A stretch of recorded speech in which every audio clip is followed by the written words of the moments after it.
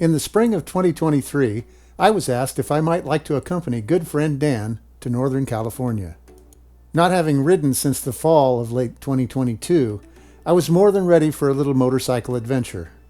Dan was off to a town near Santa Clara for work, and my longtime friend Mark was also ready for a ride.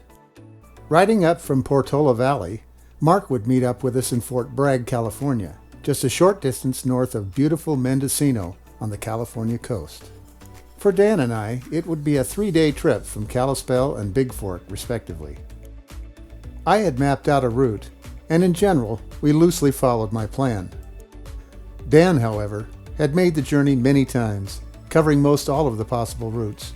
In the end, I followed his lead down some really nice 2-lanes. The first leg of the trip would take us down along the west side of Flathead Lake to Highway 28, 200, and 135. We did have a bit of super slab to traverse between St. Regis, Montana and Coeur d'Alene before veering south on US 95. It was getting to be around lunchtime, and I thought I had remembered a restaurant adjacent to a nice RV park where Debbie and I had stayed a couple of times. Indeed, there was a restaurant, but it didn't open until around 4 or 5 p.m. So, back on 95 South we went, passing through the small towns along the way. This is certainly a big town of Worley, Idaho. 257 people live here. Like Worley, Idaho, with 257 residents, the very definition of a small town. But the small towns and the 2-lane roads that connect them are far more interesting than the droning miles of the big freeways. Reaching Idaho's southwestern corner, Dan had a big reveal for this former Washington native. A marvelous overlook of Clarkson, Washington, and the confluence of the Clearwater and Snake Rivers. So like when I just finished saying all that, you're supposed to say like bitchin'. Okay, bitchin', man. Bitchin'. Far out. With Dan's brief history lesson, I came to learn that we were about to ride down a very special winding road called the Old Spiral Highway, or the Old Lewiston Grade. Constructed in 1917, when cars were rapidly beginning to replace horses and wagons, the highway is only 7.3 miles long, but it drops 2,000 feet in elevation to the valley floor below.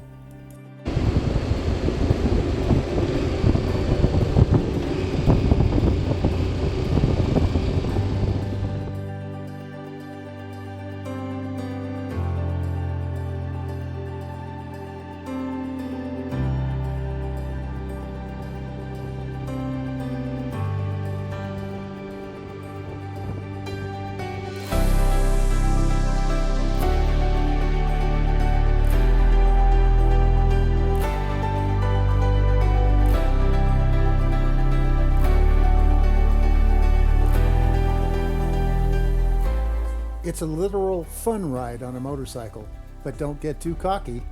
In some places, the only thing remaining from the guardrails are the old posts protruding up along the edge of the road.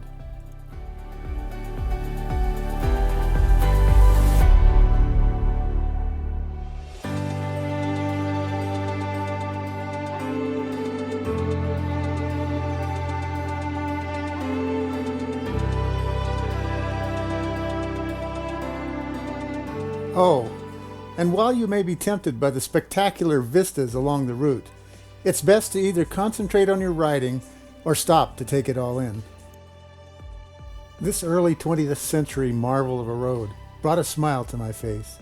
Avoiding the main highway, we'd reached the Snake River, taking the fun way down. I was glad we did. Thanks for showing me something new, Dan.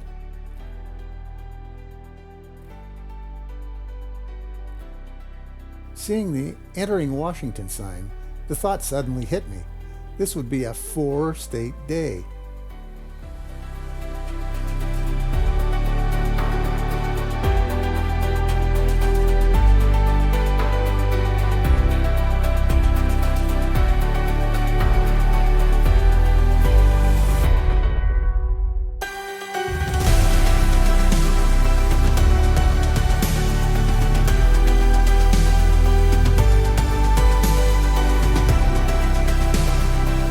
Following the Snake River for a while, We'd soon climb back up the winding two-lane into the hills.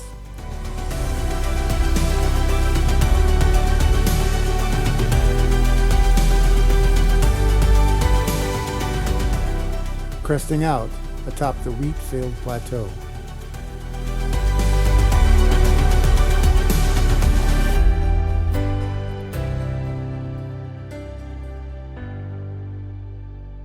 And just like that, the landscape changed to a forested green, which brought yet another first for me, rattlesnake grade. To be sure, this is a road made for motorcycles. It carves and cuts its way through the mountains with scenery that attempts to steal your focus from the task at hand. After a brief stop to admire the view, it was down the twisty road to the valley below.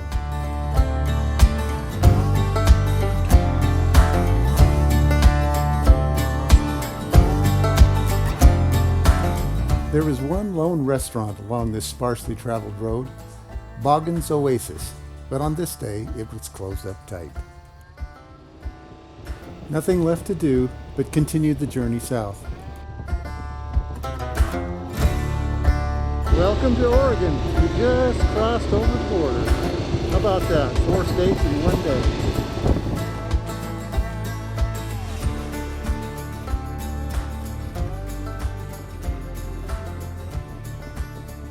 And the curves just keep coming.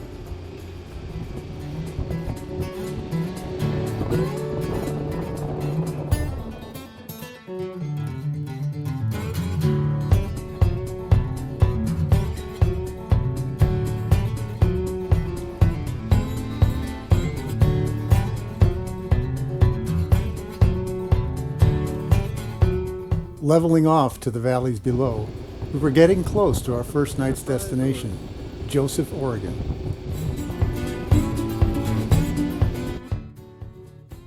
Rolling through Enterprise, we were very close to a nice rest in the Kokanee Inn.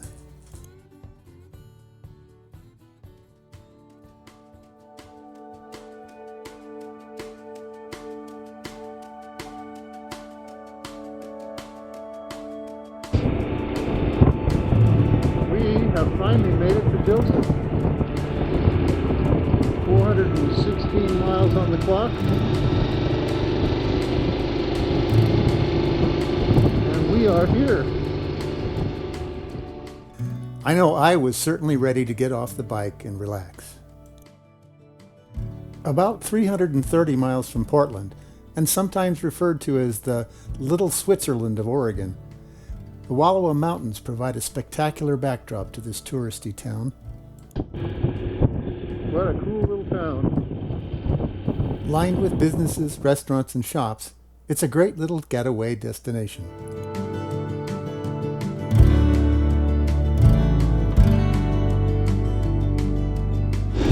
And I think we've arrived at our accommodations for the night. Finally, we'd reached the inn, which was closed for the season, but Dan's friend had given us special access to 2 of their best rooms.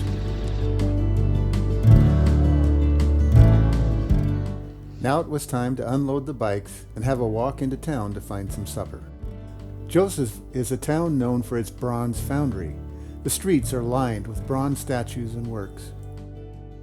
Foundry tours are available, but in order to meet up with friends in California, our schedule would dictate that we keep heading south. We found a nice little street-side eatery, grabbed some dinner, and headed back to the inn. Day 2 would take us to Alturas, California. So far, we'd experienced good weather and great riding. It wouldn't all be sunshine and roses, however.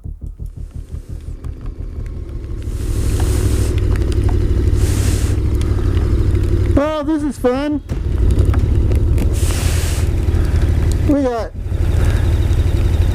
hail piling up.